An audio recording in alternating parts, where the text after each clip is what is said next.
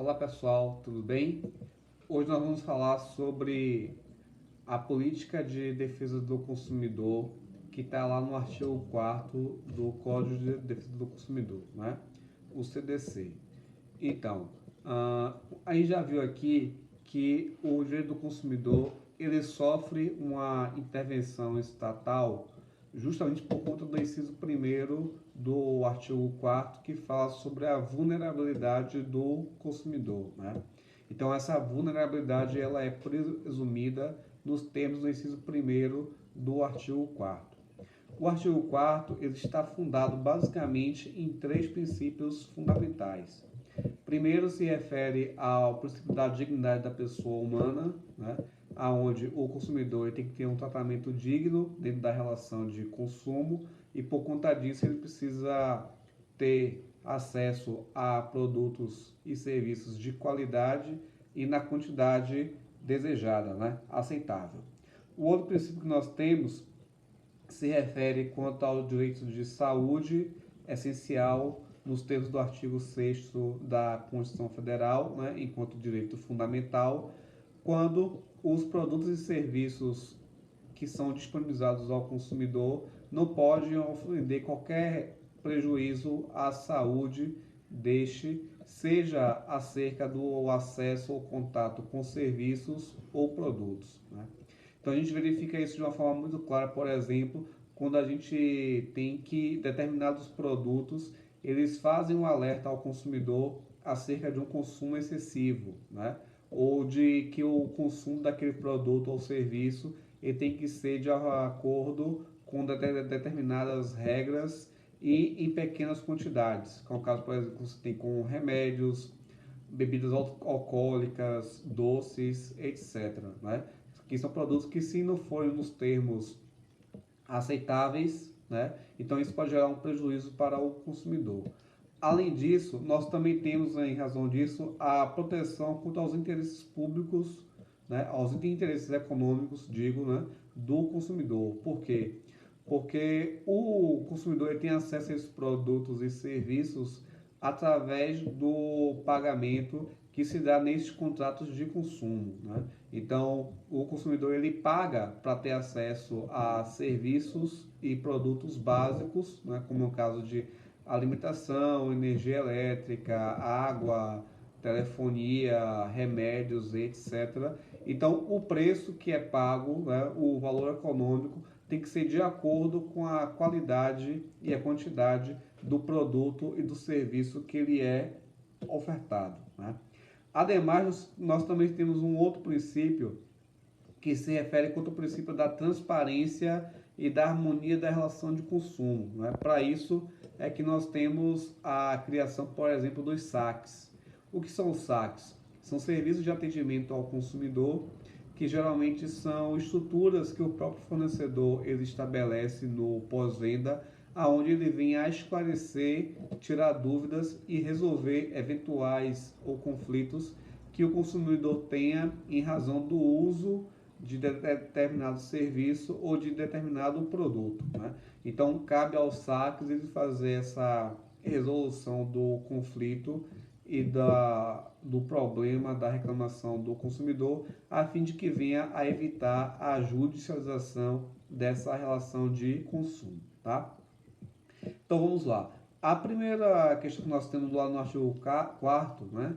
Ele fala sobre ação governamental dentro dessa relação privada de consumo entre o fornecedor e o consumidor. Então essa relação governamental ela se dá para garantir a qualidade, a segurança, a durabilidade e o desempenho do produto ou do serviço que é ofertado pelo fornecedor ao consumidor. Isso nós temos lá pela questão da harmonização dessa relação de consumo, que nós temos a partir daí dois parâmetros, né? De um lado, nós temos o princípio do artigo 170, que fala sobre a livre iniciativa privada, onde o fornecedor ele pode ofertar produtos e serviços nos termos, né, do próprio contrato que ele propuser. Mas, por outro lado, a gente também tem o princípio da boa-fé, né? Ou seja, nós temos uma limitação acerca dessa disponibilidade e dessa oferta que é colocada pelo fornecedor em razão da sua livre iniciativa, né? Já que sua atividade de comércio é uma atividade privada, mas precisa respeitar a boa-fé dos contratos relacionados a isto. Outra questão que nós também temos em referente a isso é que cabe ao próprio fornecedor sempre melhorar e aprimorar a disponibilidade e a prestação do serviço ou do produto que é colocado para o consumidor, né?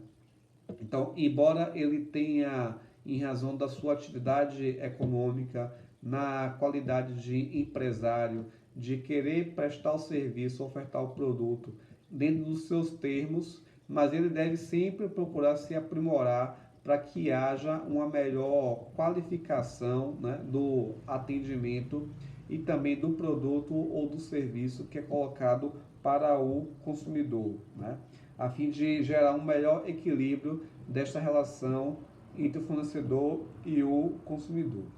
Outra questão que nós temos também é que cabe ao poder público ele proceder com o dever de educação e informação ao consumidor acerca do consumo de produtos e serviços, né? Então a gente vê de uma forma muito clara a parte de publicidades do próprio Estado, dos governos e também dos próprios fornecedores acerca do consumo sustentável, né? A fim do consumo razoável. Não apenas porque muitos produtos e serviços, né, ele vem a gerar um prejuízo econômico, né, para o consumidor, né, porque vem a gastar demais na aquisição desse produto ou com serviço, mas também porque esse produto ou serviço utilizado de forma excessiva vem a gerar um problema de saúde para o próprio consumidor, além de também gerar um problema ambiental, né, acerca de lixos.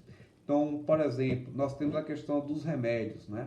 Então, os remédios geralmente são utilizados mediante prescrição médica. Por quê? Para limitar e educar o consumidor acerca do consumo deste produto.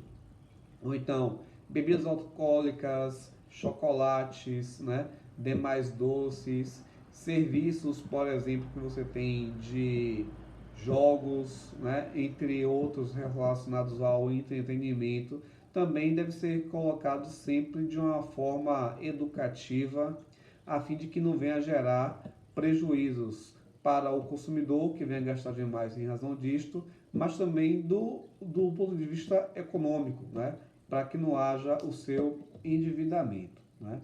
Outra questão que nós também temos referente a isso é que cabe ao fornecedor, em razão da sua responsabilidade objetiva, ele criar mecanismos de controle de qualidade dos produtos e serviços que são de sua responsabilidade, né?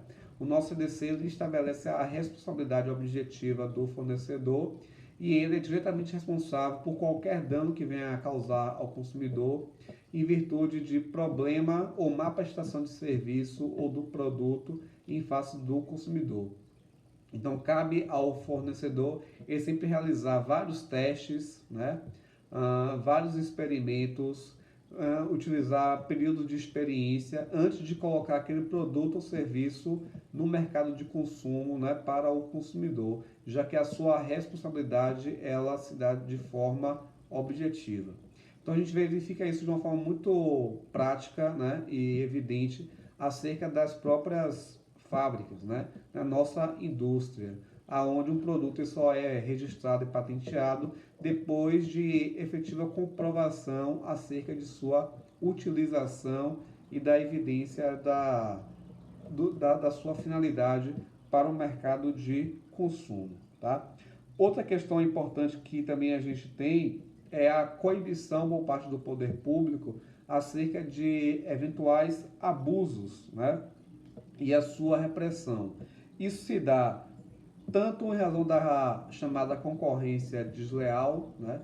Que aí a gente tem a figura do monopólio, né? Do oligopólio e do cartel, que são práticas empresariais ditas como abusivas, né? Porque não permite ao consumidor a livre concorrência e, por conta disso, fazer a procura no mercado do produto ou serviço que tenha um preço e a qualidade mais agradável para si, né? mas também a questão de que não é possível colocar no mercado de consumo produtos, inventos, né, que não tenham a sua comprovação técnica, científica acerca da sua eficiência e da sua qualidade, né? Então, por exemplo, a gente está no período de coronavírus, né, onde é uma pandemia mundial, mas não pode vender, né, no mercado de consumo, né, na nossa sociedade, experimentos médicos ou científicos ou biológicos sem que haja sua devida comprovação quanto à eficiência que aquele produto ou serviço ele se destina, né? Então, tem todo um controle feito pela Anvisa, órgão do governo, né? Ademais, pelo próprio PROCON, fiscalização, pelo próprio INPE, que é o órgão de registro, acerca de que apenas pode ser colocada ao mercado de consumo aqueles produtos e serviços que de fato a sua efetividade e a sua utilidade estejam devidamente comprovadas cientificamente, né?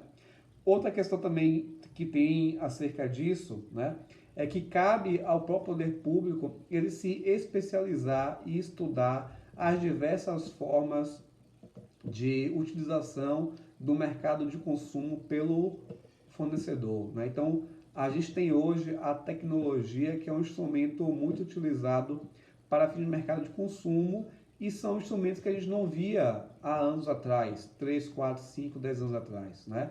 O próprio mercado eletrônico é uma forma que é uma política recente que nós temos, né, dentro do mercado de consumo. A gente não poderia falar de mercado eletrônico há 5 a 10 anos atrás, como a gente vê hoje, atualmente, né? A venda mediante redes sociais, né? Instagram, WhatsApp, também são coisas novas. Então, cabe ao poder público ele se amoldar, fiscalizar, estabelecer políticas de como é que vai acontecer a venda de produtos e serviços dentro desse mercado eletrônico, né? Então, isso também está dentro lá do artigo 4º do nosso CDC, tá?